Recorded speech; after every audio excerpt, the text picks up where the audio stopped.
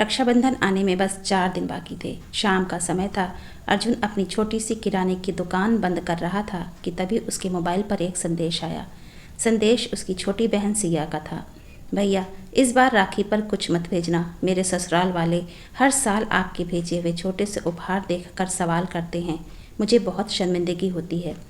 संदेश पढ़ते ही अर्जुन के हाथ कांप गए। उसने एक बार पढ़ा, फिर दूसरी बार, फिर तीसरी बार। हर बार शब्द वही थे, लेकिन हर बार उसका दिल थोड़ा और टूटता जा रहा था। उसकी पत्नी काव्या पास ही खड़ी थी। उसने पूछा, क्या हुआ जी, किसका मैसेज है? अर्जुन ने बिना कुछ बोले मोबाइल उसकी ओर बढ़ा दिया। मैसेज पढ़ते ही काव्या की आंखें भी नम हो गईं।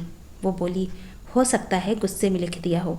इस बार भी राखी आएगी तो सब ठीक हो जाएगा। अर्जुन हल्का सा मुस्कुराया। नहीं काव्या, रिश्ते अगर बोझ लगने लगें तो उन्हें ज़बरदस्ती नहीं निभाना चाहिए। उस रात अर्जुन बहुत देर तक सो नहीं पाया। बार बार उसे अपना बचपन याद आता रहा।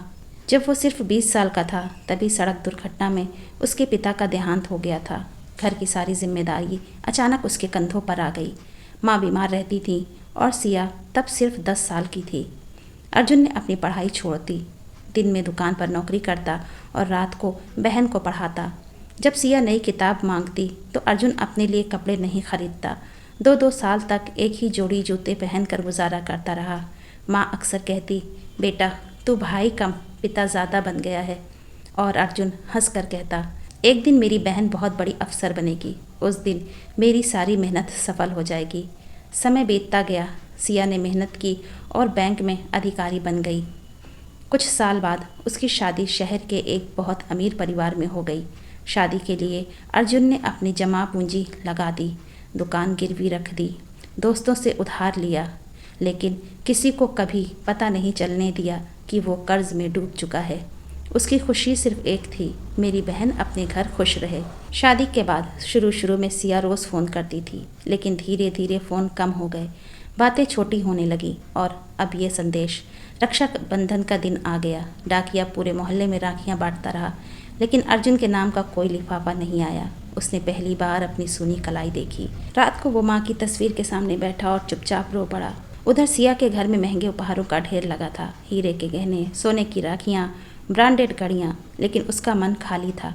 तभी उसकी सास ने पूछा, बहू तुम्हारे भाई की राखी नहीं आई? सिया सकपका गई। शायद इस बार व्यस्त होंगे। सास मुस्कुराई, बेटी भाई व्यस्त हो सकता है, लेकिन बहन अगर प्यार से बुलाए तो भाई पहाड़ भी पार कर आता है। सिया ने बात बदल दी।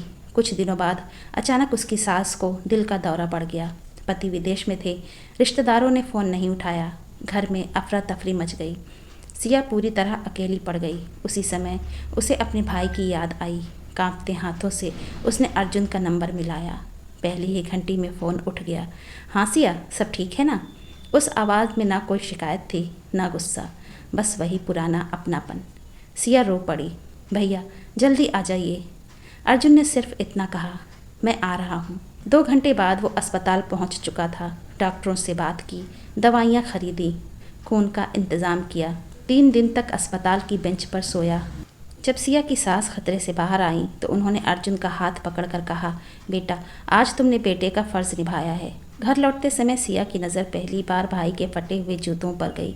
उसकी शर्ट पुरानी हो चुकी थी, मोबाइल की स्क्रीन टूटी हुई थी, लेकिन उसने कभी किसी से शिकायत नहीं की। अगले दिन सिया मायके पहुंची। अर्जुन आंगन में बैठा पुराने हिसाब देख रहा था। उसे देखते ही मुस्कुरा कर बोला, अरे मेरी बहन आई है। बस इतना सुनते ही सिया उसके पैरों में गिर पड़ी। भैया मुझे माफ़ कर दो, मैं दुनिया की चमक में अंधी हो गई थी। जिसने अपनी पूरी ज़िंदगी मेरी खुशियों के लिए लगा दी, उसी को मैं छोटा समझ बैठी। अर्जुन ने उसे उठाकर गले लगा लिया। पगली, भाई बहन के रिश्ते में माफ़ी नहीं होती। सिया ने एक फ़ाइल उसके सामने रख दी। भैया मैंने आपके नाम से नई दुकान खरीदी है, अब आप दूसरों के यहाँ नौकरी नहीं करेंगे।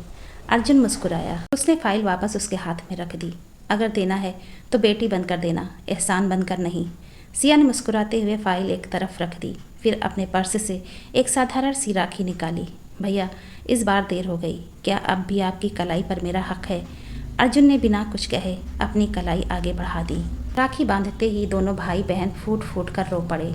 दीवार पर टंगी माँ की तस्वीर जैसे मुस्कुरा रही थी। उस शाम काव्या ने रसोई में गुड़ की खीर बनाई। तीनों लोग एक साथ बैठकर खाना खाने लगे। ना कोई महंगा उपहार था, ना कोई दिखावा, लेकिन उस छोटे से घर में जो अपनापन था वो किसी महल में भी नहीं मिल सकता था।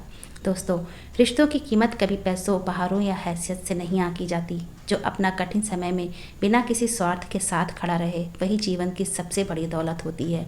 दिखावे की चमक कुछ समय की होती है, लेकिन सच्चे रिश्तों का उजाला पूरी ज़िंदगी साथ चलता है।